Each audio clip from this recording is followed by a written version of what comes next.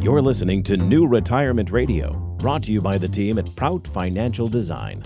Hello, I'm your host, Certified Financial Planner, Dennis Prout. I'm Heidi Cartwright, Financial Advisor and RICP. Advisors associated with Prout Financial Design may be either 1. Registered representatives with and securities offered through LPL Financial, member FINRA SIPC, and investment advisor representatives of Integrated Partners, a registered investment advisor, or 2. Solely investment advisor representatives of Integrated Partners, a registered investment advisor and not affiliated with LPL Financial. Investment advice offered through Integrated Partners, a registered investment advisor. Integrated Partners and Prout Financial Design are separate entities from LPL Financial. Dennis Prout and Nathan Prout are solely investment advisor representatives of Integrated Partners and are not affiliated with LPL Financial. The opinions voiced in this show program are for general information only and are not intended to provide specific advice or recommendations for any individual. To determine which strategies or investments may be suitable for you, consult the appropriately qualified professional before making a decision.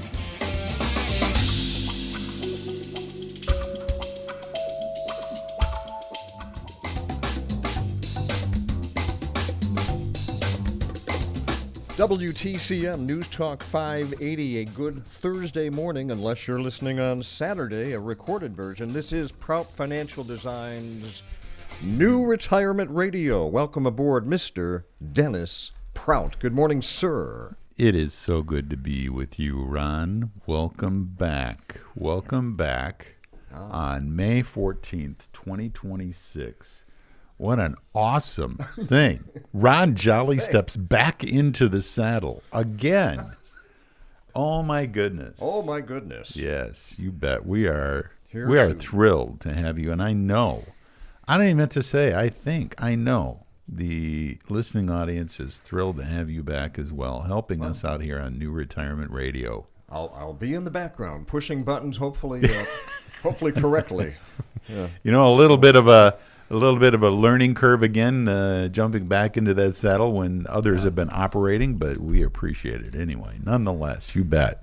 And we have the multi-generation Prout Financial Show today. We do. As Nathan always. Prout joins us, our own managing director. Good morning there, Nathan Prout. Good morning. It's great to be here and back with Ron. Yes, that too, you bet. And then Beth is over there on the sound stage, kind of with Kim as well. I am. I like the view from up here.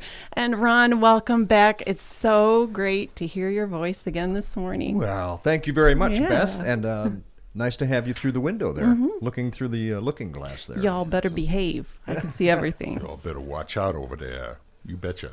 So we've got a ton to talk about, but before we do, we were talking about national news and what we also might bring up, but Ron, we were going to ask you right top of the show, what are some of the first thoughts about retirement for those who might want to hear some of the surprises perhaps or things that have hit you most this early in the game of retirement? I am a newbie this early in the game. My wife's been at it for, I think, almost 2 years now. So after about a month, I will say this.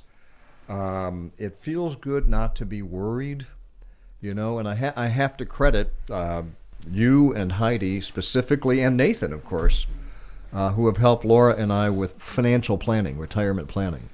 A couple of years ago, I don't know how many years ago, we did the financial plan. Yes. Which you bring up here, and I highly recommend it. Because what do they say? If you fail to plan, you plan to fail. Mm-hmm. So I feel good that I'm not second-guessing or nervous. I feel confident. So that's good. Awesome. As far as missing the work, I've read where some people kind of wander around the house and maybe feel directionless or useless because they don't have that purpose in their life anymore. Mm-hmm. I don't feel that. And I'm worried that I would, so I'm glad I don't feel that. I love the time. I feel more rested. I have a lot of projects to do, no shortage of things to do. So those are the surprises that I feel so good about it so early. That's great. Yeah. You've got other interests that have been dynamic for you, including writing, of course. That jumps out to me right off the get-go. Yeah, we have a few projects going there in that department. Awesome. There Which will you be don't want to bring up right now, but you'll release or in more ways than one probably in the future here. Yeah, there'll be a Northern Michigan trivia book in the future. We'll say that much. Awesome. Yeah. Exciting. So you've got projects you're working on.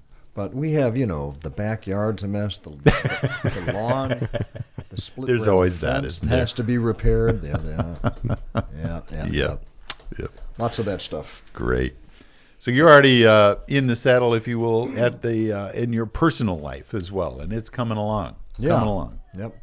Great. But I really, I can't emphasize enough, because I think in your 40s, maybe your 50s, you're going along and you're saving money, hopefully. Mm-hmm. In a 401 IRA, whatever it might be, and you're thinking, someday I'll retire. And then you start to get a little more serious, and you wonder, how does it work? Yes. And as I said, your plan kind of forces you to sit down and think, what will our expenses be? What do we want to do? How much do we have? What are our goals? And the sooner you start, the better, I think.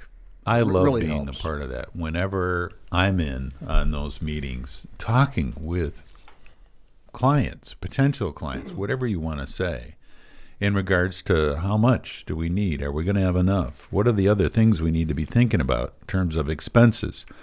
What do we need to do differently, perhaps? All those things, but it pulls together all those numbers. But it's more than about the numbers. It's about what you would like to do. To me, that's the most exciting part of it. It helps you or you as a couple kind of gravitate toward thinking about, as you mentioned, what is important to us about money. What do we want it to accomplish for us? Because you've been everybody. I think it's 100% almost. We're so involved in our careers. Making certain we're to work on time and keeping up with the new, whatever it might be, and allowing ourselves to think about the bigger picture. What could this look like? How could we do this? Where is the income going to come from? What about the assets? How do we draw income from that? What about inflation? All that other crazy stuff in terms of expenses. It's a lot to think about, and usually, frankly, it's just too much without having something and or someone to work together with the technology to show you how you're doing. It's great to have a professional guide. Even that little thing, if you have several accounts, you say, I'll retire next week. Well, you want to start taking money from what account? It matters. There's tax strategies, and so you need someone like Dennis or Nathan or Heidi to help you out there. Yeah, we work as a team. That's the other difference with us, and, tooting our own horn here, but we work as a team. We work together. We don't work individually. We work as a team, and the whole staff is together with that team approach, too. That's what's so invigorating to me about how we operate, and it's fun being at the office, frankly. Dennis, will you go home? That sort of thing. Yeah. You know what I'm saying? I don't know what you're saying. He's not going to admit to it. Yeah. Well, it's great to be here. If you do have a question of a financial nature, how would they get in touch with us? Please, Ron. You could call 231 area code 947-0580. Right, 0023. Oh, that's right. Mr. Retired over there. That's great. If that's the worst thing that happens today, then that's totally fine. Oh, that's great. 947-0023. You can call or use that number on your text line and send us a message. Beth will get your phone call and texts, and Dennis and Nathan will handle your questions. You bet. We'll give it a shot. Now, before we get into our material here, obviously Donald Trump is over in China talking with Mr. Xi Jinping. However you say that, we'll do our best with that. But Taiwan is the key to AI dominance. And this article that appeared in this morning's Wall Street Journal really brought this home. NVIDIA does not produce any of their own chips. Who produces and makes them? Taiwan Semiconductor Company. And where is their main, not office, but production facility, if you will, located? Guess. Not quite Arizona yet. No, not quite Arizona. Now, they have launched within Arizona, but their chip manufacturing, even though they might develop it here, it's called, what is NVIDIA just recently developed, that brand new chip. It's called Blackwell. Blackwell, thank you so much. Well, Blackwell is produced and made in Taiwan. Facilities like the one in Phoenix are a down payment, not a solution. This point was underscored in October, and I'm just reading a brief excerpt. When NVIDIA and TSMC, Taiwan Semiconductor, celebrated the first NVIDIA Blackwell wafer produced at the Phoenix fab, it was a milestone, but, circle that word, please, for me. Before U.S.-made Blackwell wafers can become usable AI systems, they must still journey back across the Pacific for what they call COWOS. I wanted to call it COSWOS, but that's not quite proper. COWOS. Advanced packaging and high bandwidth memory integration that can be done only in Taiwan, as previously mentioned. Isn't that interesting? Now, the market value of Taiwan Semiconductor today, about $2 trillion, give or take, $2 trillion. Wow. And given that critical nature of that production, now we're ramping up production of the ability, rather, to produce those kinds of chips. But it's going to be, according to these articles, 3 to 5 years before we're there.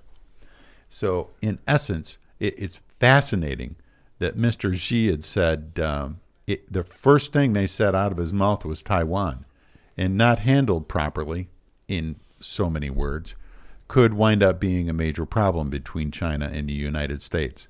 And some observers had said that was unprecedented, that he was that direct about it. Now, hopefully, without getting too involved in this, Mr. Trump will push back on that premise and say Taiwan is still a very important player in these United States of America, and we will do our best to protect their interest and our own. Doesn't it seem like it's a game of leverage? You know, everybody's jockeying to have the rare earth minerals, or who makes the chips or controls the chips, or who controls the flow of oil. Yes. That very aggressive behavior would be nice if they would just back off a bit, because they're pushing the envelope, according to what I've been able to read, and it would seem generally available in terms of how difficult they're trying to make it for Taiwan as well as for us. And if that continues, I just am hopeful they're able to get through that, and am glad, from what I'm hearing, that they have a relatively good relationship going. That would be one of the most positive things I can think of in terms of what they're accomplishing. But there's no surprise, rather, that this Taiwan thing is this important. Reading this article up close, it's Taiwan is the key to AI dominance, is the name of that article in this morning's Wall Street Journal. And you might rather want to avail yourself of that or read it. It's very interesting reading. And the markets are up here at Thursday, the 14th or 15th, at what time is it? Yeah, about 10:20. 10:22. Yeah, the Dow's up about 300 points. Jeez. At 49.9. Yeah. Knocking on heaven's door, as we played a couple weeks ago, at 50 grand. 50K on the Dow. So S&P 500's already at all-time highs. The Dow is not. It's close. It'll follow suit most likely. We'll see. Given that we get some kind of positive news around the summit. Around the summit, Yep. and also around related to Iran. Yes. So Nathan's going to be discussing AI and its role that it's playing in equity markets. I'm going to be discussing here this morning 3 big risks retirees underestimate in retirement. Now, next week, we are going to be talking about the new diversification. This is a great article and it's called The Climate of New Risks from Fidelity. And for the first time, I've seen, if you will, a delineation or a detail of the issues related to the significant debt that governments around the world have assumed to continue to float their own economies and the dangers that that could impose. Not crazy stuff, but more institutional, if you will, thinking about how do you approach these new economies. It's amazing the amount of information that's being disseminated, and it's getting ever more difficult, it would seem, to try to figure out how to make a good decision related to a lot of this in terms of allocation. So, backing off a bit on retirement and going to retirement income, 3 big risks retirees underestimate in retirement. Now, before I forget, this thing popped up in my head. Did you see the weather for next Monday there, Ron? I think it's I supposed to did be not like check the weather for high next week. 70s. Hello. It might touch even 80. Low 80s. Yeah. Nice. Oh, Welcome summer. here we go. It's kind of like Don't scare it away. Mother Nature owes us, I think. She does. She's not been nice, not one bit. So 3 big risks retirees underestimate in retirement. First of all, the impact of aging. A lot of people think retirement planning is mostly about saving enough money. Well, it is about saving money, of course. Bigger challenge is often handling the costs and risks. Number 1 is inflation. How is that going to impact? Aging, inflation. As you age, obviously the expenses increase. Now, what's interesting, we've talked about this before, but still, the impact of inflation at a 3% rate in 25 years, your income will be worth about half. $5,000 is worth $2,500. $2,500. In essence, that same $5,000 needs to be about $10,000 to continue to support you and your wife in the lifestyle which you're accustomed. Oh, so inflation... If that is the case. Yeah. Earnings have to keep up with inflation. Yes. Well, that's why one of the other dangers is getting too conservative in allocations. Now, the typical rose-colored glasses from those investment people. More money, put more money in stocks. You know, it's the constant, isn't it? Is that all they talk about, really? I don't know why I have all these voices here. I think honestly, They're all sneaking out. Yeah, they are. I think it's just having Ron back. Ron, high fives all around, man. Just he's a bit overly excited. Yes. See, there's another one. Plus, he's drinking coffee too. It doesn't help matters one bit, not one little bit. So, I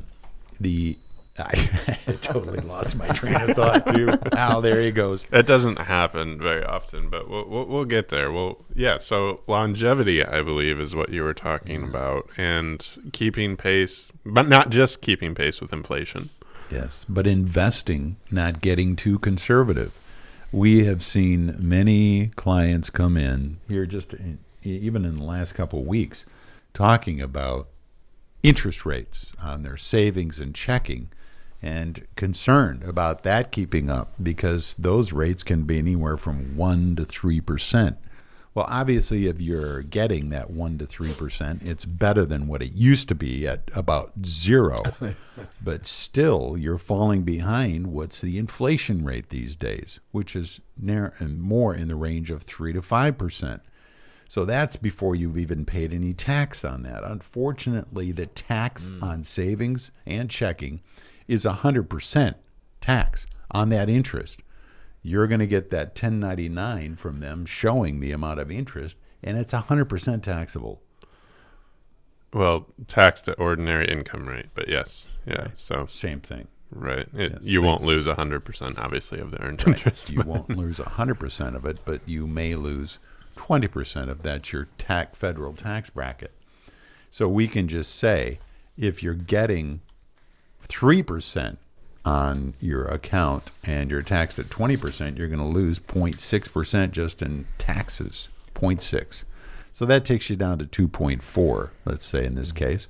And after inflation, you're falling behind. So that's where the issue is. It's great to have some padding money, if you will, in the bank. That's important. But do you have too much, earning a low interest rate, given that Treasury bills right now are at about 3.6 to 3.8? You can move ahead relatively significantly by just reallocating to small portions of even conservative investments and improve your lot pretty quickly. That's the bottom line in terms of where interest rates are these days. So you just have to find the balance, how much you should have at hand in savings or checking. Not too much, not too little. And you don't have to pull that lever all at once, too. Like if you're, as a hypothetical example, if you have like 30 months, let's say, in savings and checking of expenses, and you want to get that maybe down to 6 to 12 months, you don't have to do that jump all at once. Even if you roll over 6 months to some of that long-term gain pile, if you will, and removing it from that highly taxable short-term interest as you get used to that strategy or part of the game that we all play with that. Right. And understanding the total picture, too, being able to look at the statement, which we do. Okay, you've got, let's say, $100,000 in this account that you could access. That was a conversation a couple of days ago, too. In 2 days, it'll be in your checking account if that's what you'd like. So you can see that interest rate environment that's driving the ability of investors, including Warren Buffett. I think he owns more, owns more in Treasury bills than even the U.S. government itself. Well, there's a reason for that. It's a safe place for him to park his money and get a really competitive rate of return or interest. So depending on how conservative you are, you may be able to do quite a bit better than where you're at right now, especially if you've got too much in the bank. You said Treasury bills were what, 3.6% roughly right now? 3.8 right in there, yeah. And that's okay then if Buffett has his money parked there?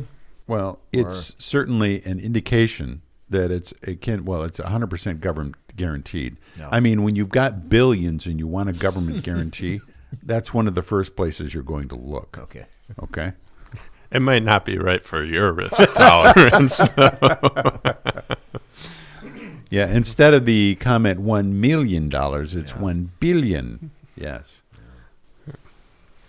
I just wanted to hear complete silence there for a second just to hear what it sounded like. It was quiet. So the impact of aging on retirement spending, the longer you intend to live, the more important it is to, have somebody help you hold your feet to the fire.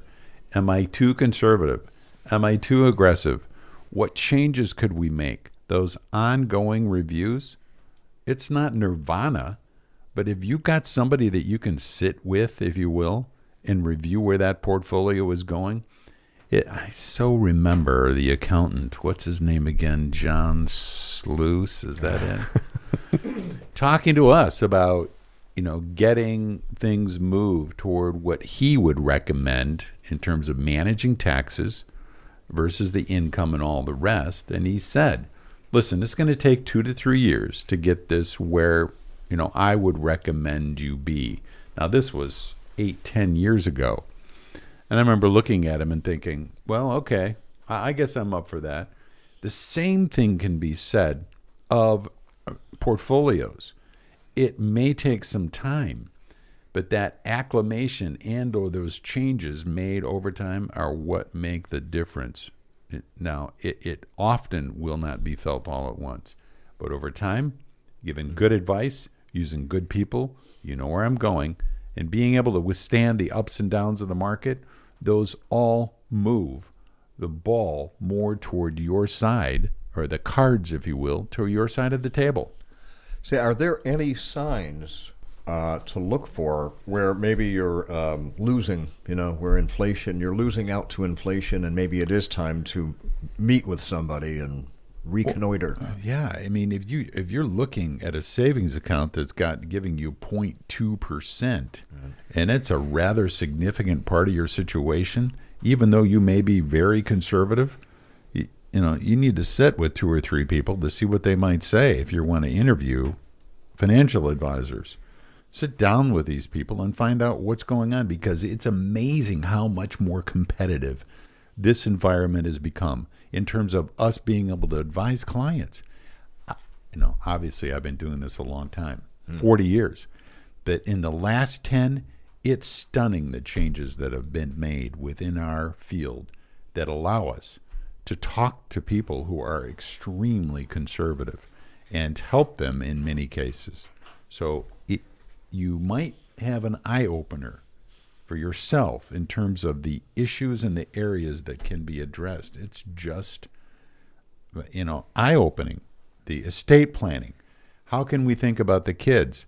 Johnny never figured out how to spend money, and or he spends too much money. Whatever that might be in terms of your own estate planning, as well as planning for your own retirement. And whether it's gifting, charitable interest, it can be soup to nuts in terms of your own interest and concerns. But once you can get those out, to me, then you can start dealing with them in a constructive manner that's helpful to you. You can make huge changes over time, as you mentioned at the top of the show, Ron, where you can gain an extreme, better, if you will, look and feel for your own retirement and know it and approach it and dive in and be happy in the end. Manage it. You bet. So, all right. We'll continue a bit with this article here in terms of the three big risks. Healthcare can become one of the biggest retirement expenses, which we know about. We look at about a 6% or so rate. Yeah, we were just increase. talking about that 3% inflation rate. It is pretty consistently close to double that or more for healthcare expenses. Yeah. So, even with Medicare, retirees still face premiums, deductibles, prescriptions, and long-term care expenses. Medicare will not pay for long-term care. More than half the population believe that Medicare is going to pay for it. Well, they'll pay for the first 90 to 100 days, and then you're done. So if you do have a long-term care stay, which nobody wants to, it doesn't equate. Most of the populace will, it doesn't even want to hear it. It's just so negative to think about that part of life. But that is one of the bigger risks on top of cybersecurity. Long-term care, then, is especially easy to overlook as well. Assisted living, home care, or nursing care can become very expensive. Generally, assisted living, $4,500 to $5,000 a month. Now, in-home care can wind up being quite a bit more expensive because you've got to bring these people in to assist. And just think about it. If it winds up eventually moving into even 10 to 12 hour per day, it could be $250 to $300 a day. Multiply that by 30, you're into $10,000 easy, really quite quickly. So that can happen, quite significant and become a significant issue. Is there insurance that policies that cover stuff like that? There have been. Yes. It depending on what you've got. Now, those costs have gone up for those policies. Make certain that you understand the coverages too. But even though the costs have gone up for those to maintain them, the costs may well be worth it given your other assets and your ability to pay for it, or wanting to pass on assets to children or others. Longevity risk sounds like a great problem, but financially it does create pressure. Generally, most policies are used in the range of the 80s, if you will. Many of those costs increase dramatically. Becoming overly conservative too early, as we mentioned.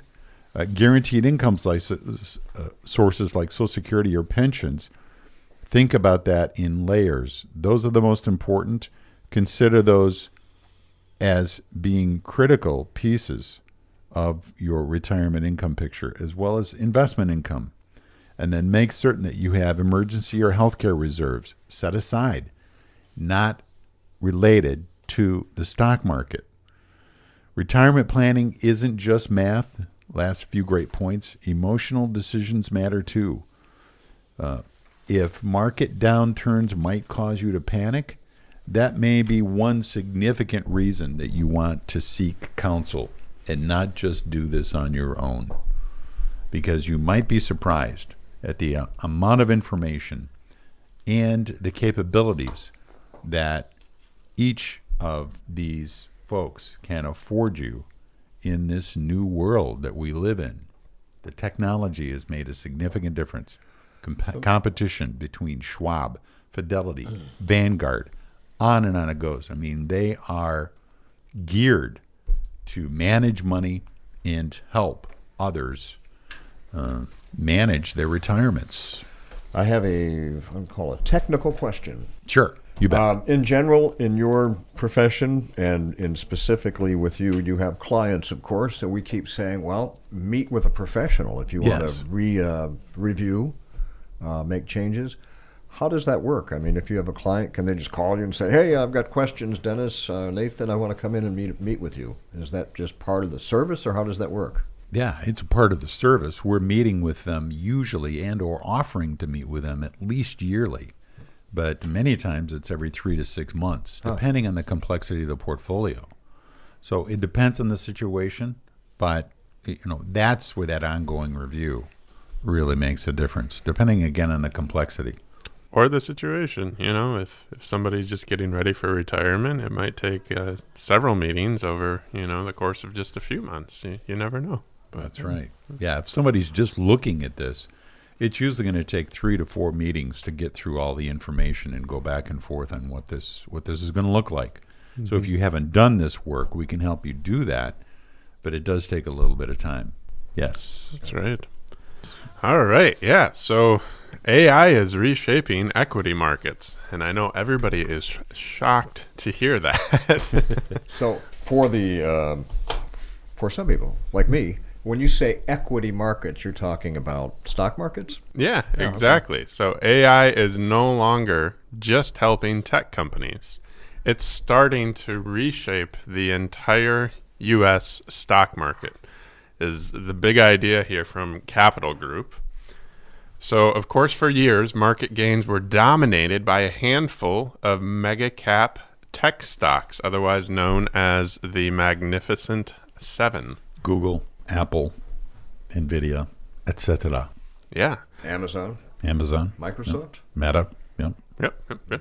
Now investors are starting to spread their money into other sectors that benefit from AI indirectly. So like what? Well, AI is becoming more physical, so meaning the boom now requires massive real-world infrastructure. No, we're not going to play that song from Olivia Newton-John. Okay, let's just get that straight, okay? Which song? I don't know that song. Oh, physical. Yeah. So there's data centers, power systems, HVAC and cooling, steel and concrete, and electrical equipment. So industrial, utility, and materials companies are suddenly getting a lot more attention. I can't really say it's like the tailwinds of the AI boom necessarily, but you're just seeing how it's affecting all of these different sectors. So instead of tech firms using profits mainly for buybacks or acquisitions, they're pouring cash into AI expansion and capital spending.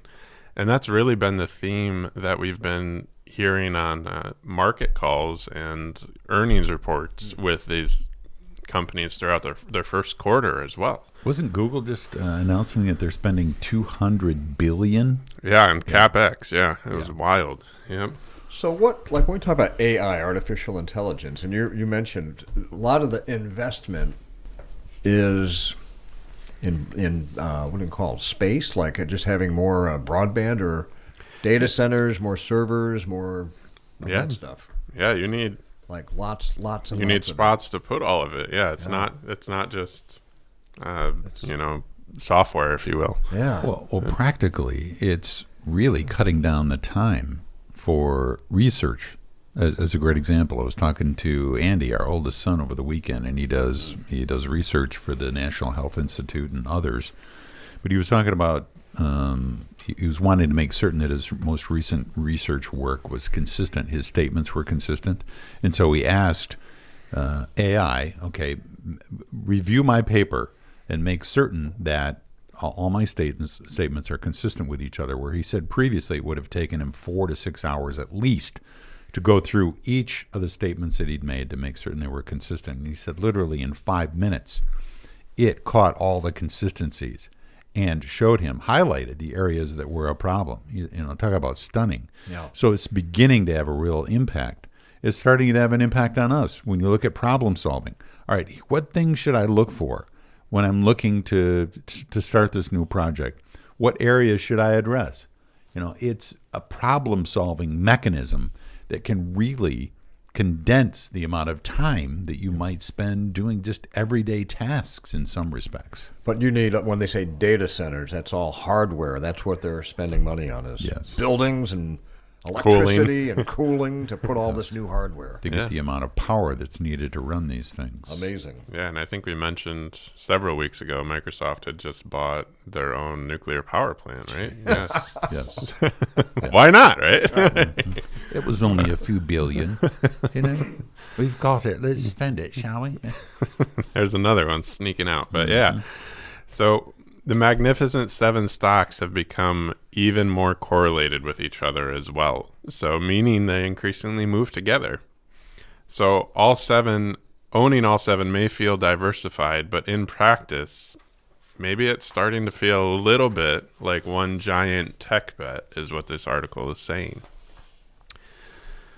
Additionally, the market is also becoming more dispersed, which means winners are winning bigger, losers are falling behind harder, and stock-specific performance matters more than broad market trends. And this is the main takeaway right here, is more individual stocks are outperforming the S&P 500 than at almost any point in the last 2 decades. We're looking at unprecedented market reactions that we've not seen in some respects since the 1960s, and how well the market's doing. Earnings coming out blew away expectations to such a degree that we hadn't seen it since 1960, Ron. So while we are getting concerns about overvaluations, we're also seeing significant earnings improvements that has driven this market beyond concerns about what's happening in Iran and Ukraine and all the rest. There are reasons that this is being driven to the degree, but they go on to point out in this article that individual stock selection is becoming more and more important for these advisors, and that's why when we're looking to advisors to help us, we're looking for those with that kind of history, who are really looking and showing us what they're doing, how they're thinking, to give us that comfort level so that we can recommend to clients as well. It plays a significant role. Yeah, really the final point, obviously, is AI will keep driving growth, but the winners may increasingly be outside pure software and semiconductor players.